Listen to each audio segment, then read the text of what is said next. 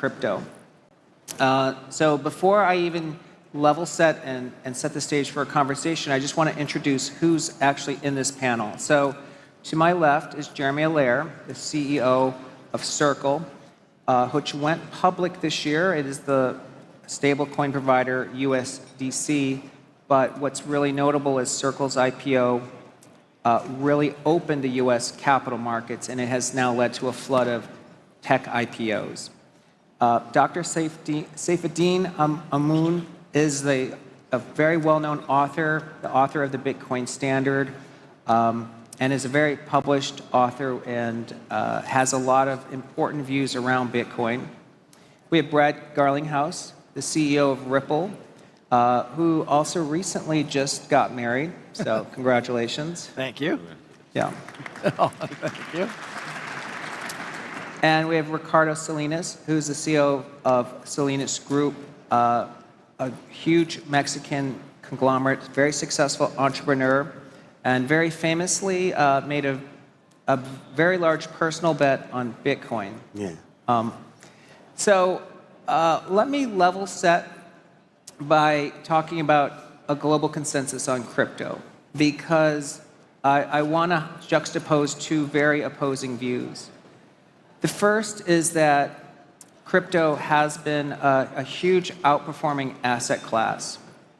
If we look at the last 10 years, $1 million invested in the S&P 500 today would be worth $3 million. $1 million invested in Bitcoin 10 years ago would be worth $116 million. $1 million invested in Ethereum 10 years ago would be worth $500 million today. So as far as asset class performance, there is nothing even approaching the returns that have come from crypto. Yet we know that major institutions actually dismiss crypto completely. We know a major bank CEO says that he still doesn't care about Bitcoin, even though his customers want to use blockchain. And a recent Bank of America survey shows that 76% of clients have zero exposure to Bitcoin. So the vast majority of institutional investors do not want to own any Bitcoin. So it made me think about what are some things to talk about with consensus around crypto today globally. And I think there's two topics that we can cover in the next 30 minutes. There's just so much to talk about, but I think we can cover at least two. The first is crypto a genuine asset class, investment class? And the second is the consensus I believe that exists in this group is that crypto sits at the intersection today of two super cycles. One is Wall Street moving onto the blockchain, evidenced by stable coins and eventually tokenization of assets. But it's also sitting, I think, going to play a very important role in agentic AI. And that means that any region that supports the growth of blockchain and invests in it is going to also be sitting at this important intersection. So perhaps to start with the first topic, I'd like to ask Dr. Saifedean, is crypto an asset class, and specifically Bitcoin? Yeah, I think there's increasing clarity emerging around Bitcoin as being in a class of its own, essentially, as an investable asset. I think Bitcoin's demonstrated great product market fit. It's a decentralized currency. There's no issuer. There's no authority behind it. It's been launched in a perfectly fair way that anybody could mine and anybody could buy at the same price. So it's been relatively easy to convince regulators around the world that this is a commodity rather than a security. And I think this has become a pretty stable view among regulators. And I think among investors as well, I see that more and more people are becoming open to the idea, because I think ultimately it serves a market need that is very well established. People all throughout human history have used money, and there are properties that make for good money, as I discuss in my book, The Bitcoin Standard. And there are these properties. I think if you look closely at Bitcoin, you'll see that, as I like to explain it, it's the most advanced form of money. It's the hardest form of money that we have. Its supply grows at the lowest rate of any money ever discovered.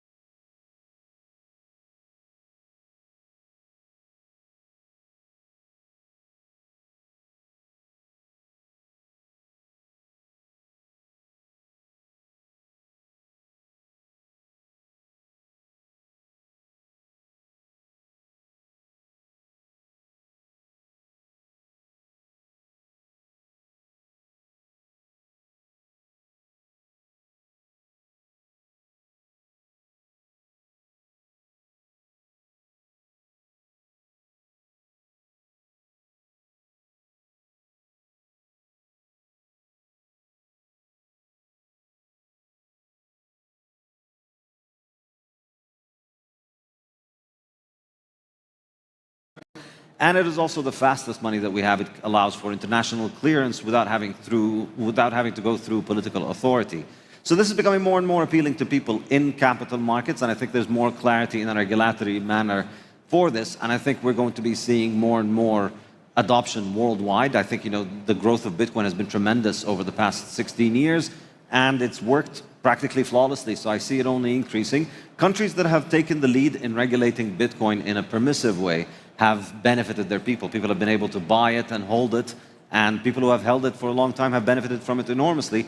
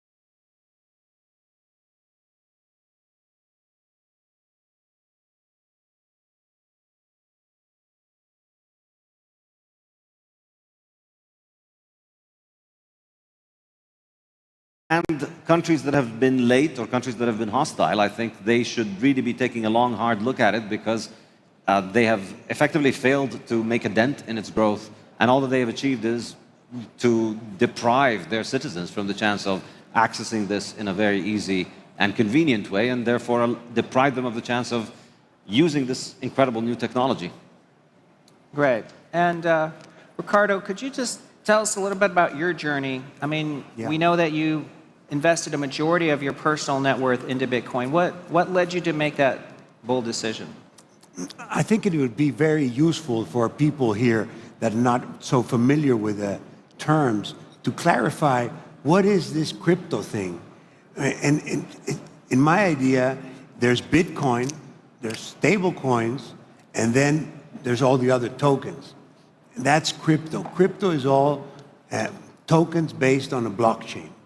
So which one are we talking about? When we say consensus on crypto, are we talking Bitcoin as the future of money? Are we talking stablecoin as the future of banking? Or are we talking other tokens as the future of new technology, decentralized open source? I think it's useful to have that conception in your mind. Now, personally, it's been a long journey. I started in 2013, so I'm very happy, of course, to be here, and a bit regretful that I didn't take it more seriously at the beginning. But the one message I would say to everybody else is, it's still early. And Bitcoin is the ultimate hard asset. Maybe a combination of Bitcoin and gold will save your savings from this pernicious debasement that's going on across all the currencies, across all the countries. Okay. And, you know, when I think about the Bitcoin rationale, why investors buy Bitcoin, I think one of the principal things that draws them here is the idea that Bitcoin is digital gold. You know, it's a store of value in a world that's increasingly digital. What do you all think about the idea of, is Bitcoin going to be attractive if gold itself is available on the blockchain? So that if gold becomes digitized and we can buy it as easily as we can buy Bitcoin, would we still want to own Bitcoin? The thing about tokenized gold is that you still have the counterparty risk. And you might show up there and there might not be any gold. The thing about Bitcoin is that the token itself, once you have it in your address, that's it. It's final settlement. So there's a big difference. I mean, it's very good for gold to be able to trade it like that, but you're certainly depending on the issuing party, the party that issues the tokens, to make good on that delivery. And I would also add that it's essentially gold banking is illegal around the world. It's not really possible to make payments with gold.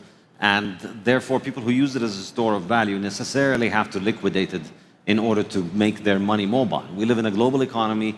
Most businesses deal across international borders, and they need their money to move. And you know, in the digital economy, money's speed is increasing more and more, and therefore, gold if physically cannot keep up, because I think it's too politically centralized, it's too politically sensitive.